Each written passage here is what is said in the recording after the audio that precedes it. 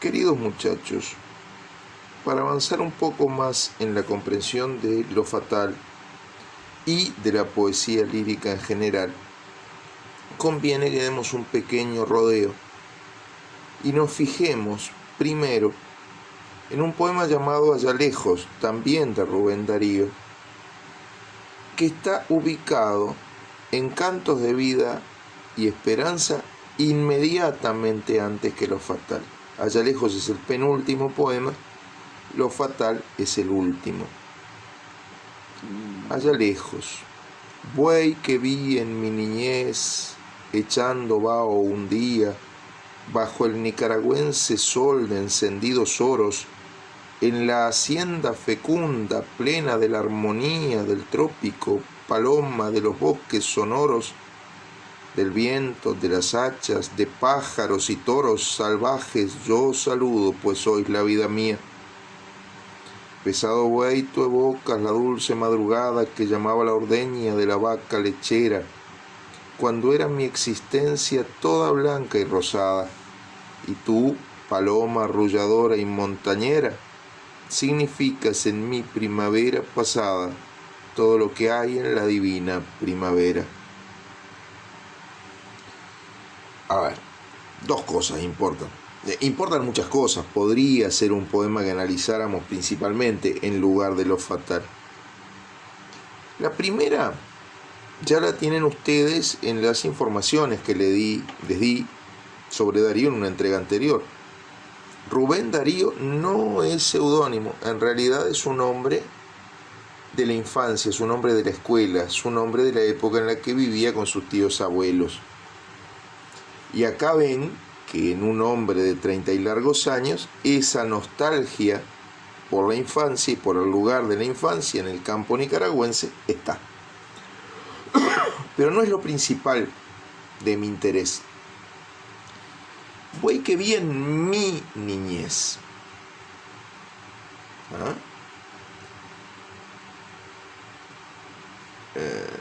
Sois la vida mía, dice el poema. Búsquenlo así lo pueden tener ante la vista para que vean que no estoy mintiendo. Que llamaba cuando era mi existencia toda blanca y rosada. ¿Por qué subrayo en ese pronombre mí? Porque el poema tiene dentro una voz que dice yo siento tal cosa o sentí tal otra. A esa voz la llamamos yo lírico o hablante lírico, que en los poemas líricos es lo que equivale al narrador de los relatos. Es un elemento hecho de lenguaje, hecho de palabras. Es un elemento que en el poema de algún modo hace como que sintiese determinadas emociones, sentimientos, sensaciones y nos las comunica. ¿Entiendan? Seguramente el poeta, el autor, también siente eso, pero no lo siente con lenguaje. Lo siente en su corazón, lo siente en su ánimo, lo siente de veras. ¿Qué es lo que estoy queriendo decir? La poesía lírica también es una forma de la ficción. Y lo mismo que nosotros decíamos, autor y narrador en narrativa no son la misma cosa, porque el autor es una persona y el narrador es un elemento textual hecho de palabras, hecho con el lenguaje. También en poesía lírica decimos lo mismo. Poeta y yo lírico o hablante lírico no son la misma cosa. Y a las pruebas me remito. Rubén Darío se murió en 1916, pero tú cada vez que lees Allá lejos encontrás a ese que dice mi niñez, vida mía. ¿Sí? ¿Por qué les digo esto? Porque si nosotros vamos a la primera estrofa, al primer cuarteto de Lo Fatal, tenemos algo bastante distinto. Vamos a decirlo, ustedes lo ponen en papel o en pantalla delante de ustedes cuando rehagan este análisis. Dichoso el árbol que es apenas sensitivo y más la piedra dura, porque esa ya no siente. Pues no hay dolor más grande que el dolor de ser vivo, ni mayor pesadumbre que la vida consciente. Primero vamos a la estructura, la forma. ¿Qué tengo? Un cuarteto, 4 versos. Por el metro, por la cantidad de sílabas, ¿cómo son? Son alejandrinos, son de 14 sílabas. Por el ritmo de las pausas, ¿cómo son? Todos ellos tienen una cesura, una pausa en medio al verso, que los divide en 2 hemistiquios, en 2 mitades de verso, de 7 sílabas cada una. En cuanto a la rima, son de rima consonante. A ver, sensitivo y vivo tienen una rima total. Vayan al apuntecito del que les dejé enlace en una entrega anterior, sí, repásenlo eso, no lo pueden no saber.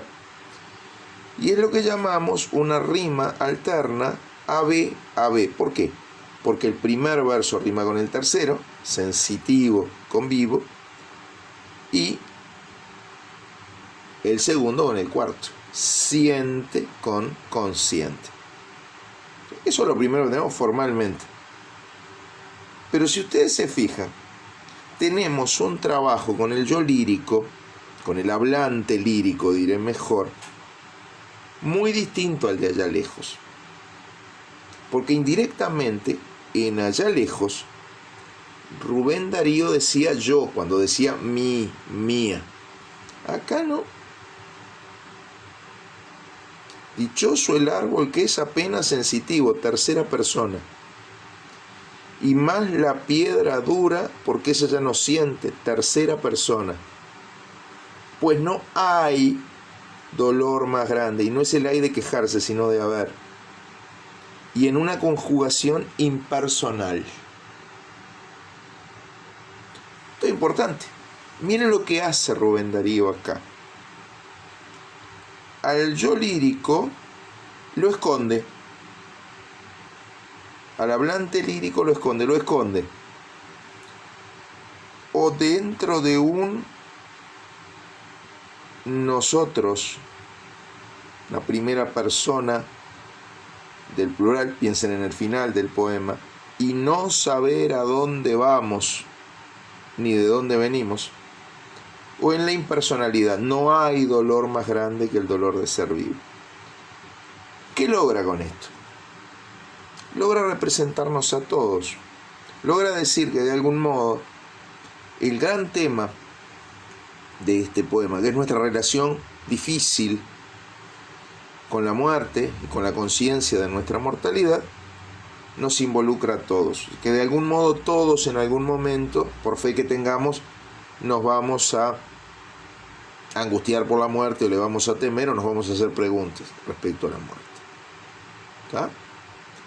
Entonces, vean que lo mismo que pasaba con el narrador en narrativa, el hablante lírico en poesía es un elemento que el poeta, aunque ese elemento exista antes de él, ya había poetas antes, ya usaban el hablante lírico, él lo puede usar con libertad, con creatividad. ¿Qué hace acá con el hablante lírico Rubén Darío? Mediante la impersonalidad o la primera persona del plural, logra de alguna manera afirmar que lo que ese hablante lírico dice sentir respecto a la muerte, que seguramente lo debe haber sentido Rubén Darío alguna vez en su vida, nos representa a todos. Lo sentiremos alguna vez todos. Pero hay más cosas. Dichoso el árbol que es apenas sensitivo. Dichoso quiere decir feliz. Y noten que dice que el árbol es feliz porque siente poco. Y más la piedra dura porque esa ya no siente. ¿Qué hay aquí? Aquí implícitamente hay 2 definiciones. La definición de dicha, de felicidad, y la de sensibilidad. Miren lo que dice Rubén Darío. Dice que la felicidad sería no sentir, y que la sensibilidad es algo malo, porque nos hace sentir penas, nos hace sentir dolor. Esto enseña mucho. La primera cosa que enseña, muchachos, es que las cosas importantes nosotros no las debemos definir, ni cuando estamos muy contentos, ni cuando estamos muy tristes. Porque sí, el hablante lírico de este poema refleja a los seres humanos cuando estamos muy tristes, muy desesperados, ¿sí? ¿Por qué? Porque si estamos muy contentos, al definir las cosas importantes de la vida, solo les vamos a ver la parte buena y nos vamos luego a tropezar con la parte mala que puedan tener. Y si estamos muy tristes, solo le vamos a ver si cuando definimos, ¿no? Si definíamos contentos, solo vamos a ver la parte buena. Bueno, si definimos muy tristes, solamente vamos a ver la parte mala y vamos a ignorar lo que eso pueda tener de bueno. A ver, pensemos juntos. Más de una vez ustedes han sido felices. ¿Era porque no sentían? No, muchachos, al contrario, se estaban sintiendo felices. Pensemos más. Muchas veces han sentido cosas agradables. A ver, si no hubieran tenido sensibilidad, ¿las hubieran podido sentir? No. Porque acá Rubén Darío refleja una cosa que nos pasa. Cuando sentimos dolor físico, ¿qué reclamamos? O un analgésico, o hasta incluso en algunos casos un anestésico. El médico a veces, a una persona que está muy grave, decide inducirle el coma para que no sufra. Bueno, ante ciertos dolores del alma, angustia por la muerte, ponele, muchas veces quisiéramos estar como anestesiados. ¿Cuál es el lío con esto? Primero, no se puede. No se puede. Seguís despiertos, seguís vivos, seguís sufriendo, tenés que procesar ese duelo. Segundo, no es solución. Porque si yo para no sufrir dejo de sentir, también dejo de poder sentir la felicidad. ¿Cuál es el estado anímico que refleja este hablante lírico que se enmascara en la impersonalidad o en el nosotros? La desesperación, muchachos. La desesperación. Y noten que en el tercer verso da una definición más terrible aún. También emitida desde la desesperación, desde el dolor. Pues no hay dolor más grande que el dolor de ser vivo. Fíjense lo que dice. Define la vida no como un dolor, no, como el mayor dolor, porque no hay dolor más grande. Dolor, tendría que estar sufriendo el individuo para definir la vida así. Desde la contentura no se te ocurre definir la vida de ese modo. Y desde el equilibrio decir, bueno, a ver, tiene penas, sí, pero tiene alegrías también. Este hombre hace que el hablante lírico del poema se pare en la desesperación, en el dolor profundo, que ve todo negro, todo como objeto de dolor. Y fíjense que este poema es de principio del siglo XX, cuando la gente era mucho más creyente que ahora. Entonces, al decir esto, Rubén Darío se enemista con el creyente, o al menos dice algo que al creyente no le gusta, porque para el creyente, la vida, ¿de dónde vino? Nos la dio Dios. Entonces, si Rubén Darío dice, no hay dolor más grande que el dolor de ser vivo, o sea, la vida es el mayor dolor, está diciendo, mira, Dios nos regaló el mayor dolor. Entonces, o Dios no existe, o no le importamos, o le importamos pero no puede hacer nada o no quiere hacer nada por nosotros, o peor, Dios existe y es malvado, nos quiere hacer sufrir. Noten que ningún líder religioso va a estar, o ninguna persona con sentimiento religioso va a estar de acuerdo con esto que Darío dice, salvo que entienda. A ver, Darío está ubicando al hablante lírico del poema en el estado de ánimo que tenemos cuando nos desesperamos. Porque vamos a entendernos, muchachos, miren que todos nos desesperamos. Hasta la persona que tenga más fe se desespera en algún momento de la vida. Después se pasa. Pero Rubén Darío en este poema no está hablando de cuando esa desesperación se pasa. Está hablando de cuando esa desesperación está. Y en el último verso, da una definición terrible. Dice, ni mayor pesadumbre, pesadumbre es tristeza, como si la tristeza te pesara en los hombros, ni mayor pesadumbre que la vida consciente. ¿Qué es la vida consciente, muchachos? ¿Qué seres de este planeta tienen vida consciente? Bueno, la vida consciente es la vida inteligente, con inteligencia racional, la vida que puede pensar. Y por lo que sabemos, por ahora, los únicos bichos que podemos pensar sobre el planeta somos los seres humanos. Y estamos bastante orgullosos de eso. Pensemos en la época de Rubén Darío. Había dos explicaciones de por qué somos un ser pensante. La primera, la religiosa, y sobre todo judeocristiana. Dios nos hizo su imagen y semejanza. Dios piensa, Dios es inteligente, nos hizo pensantes, nos hizo inteligentes. ¡Qué orgullo! Dios nos hizo parecidos a Él. Por otro lado, la gente que sigue a Darwin en la época, no Darwin de Bocati, Darwin, Charles Darwin, el del origen de las especies, el de la evolución. La gente que sigue a Darwin en esa época, capaz que no cree en Dios. Estaban muy peleadas esas ideas en la época, hoy se han reconciliado. Y entonces dice, bueno, el hombre es inteligente porque la evolución lo hizo llegar hasta ahí. ¡Qué orgullo! Somos el animal más evolucionado, somos el único inteligente, el único pensante.